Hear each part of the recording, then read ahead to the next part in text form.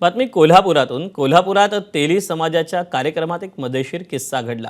कोल्हापुरातील या कार्यक्रमाला महसूल मंत्री चंद्रशेखर बावनकुळे आणि काँग्रेसचे नेते विजय वडेट्टीवार हे उपस्थित होते। दोन्ही नेत्यांनी उपस्थितांना मार्गदर्शन केलं। यावेळी बोलताना विजय वडेट्टीवार यांनी बावनकुळेंचं कौतुक केलं। या कौतुकानंतर वडेट्टीवार यांना भाजपमध्ये येण्याची खुली ऑफर बावनकुळेंनी दिली।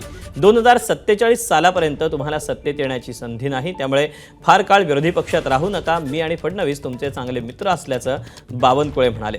मात्र माध्यमांशी बोलताना हा केवळ विनोदाचा भाग होता, असं स्पष्टीकरण बावनकुळेंनी दिलं।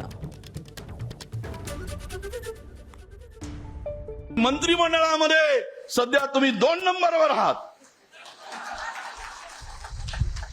तुमची तिकडे आता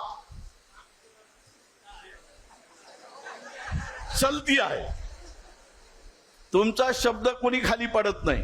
काय धडाकेबाज घेतलो शेतकऱ्यासाठी निर्णय, दनादन अनेक प्रकारचे निर्णय। मी विधानसभेमध्ये त्यांचं अभिनंदन केलं। अरे अपना आदमी अच्छा निर्णय लेता है तो करना ही पडेगा ना। आपल्या माणसाची तारीफ आपण केली पाहिजे, मोकळेपणाने, दिलदारपणाने। कारण मी आज त्यांची तारीफ केली, 29ला काही जमलंच तर माझी तारीफ करणारे पाहिजे की नाही। वडेट्टीवारजी, आता तुम्हाला 2047 पर्यंत वाट पाहावी लागणार आहे। पण एक गोष्ट खरी आहे की त्यांना संधी मिळणार आहे का ते 2029 पर्यंत बघा वडेट्टीवारजी, नाहीतर फार काळ विरोधी पक्षात राहू नका।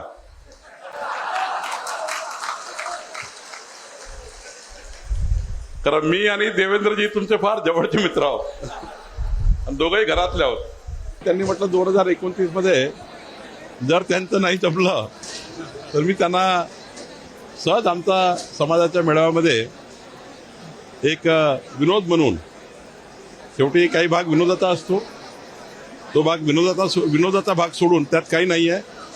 हा आमचा एक व्यासपीठावरचा एक विनोदी विषय होता। त्यांनी जसं मला म्हटलं की 2029ला आमचं सरकार येऊ दे, तर मी त्यांना म्हटलं की 2029ला आमचं सरकार राहणार आहे, तुम्ही गरज पडली तर आमच्याकडे या। तर हे विनोदाचा भाग आहे।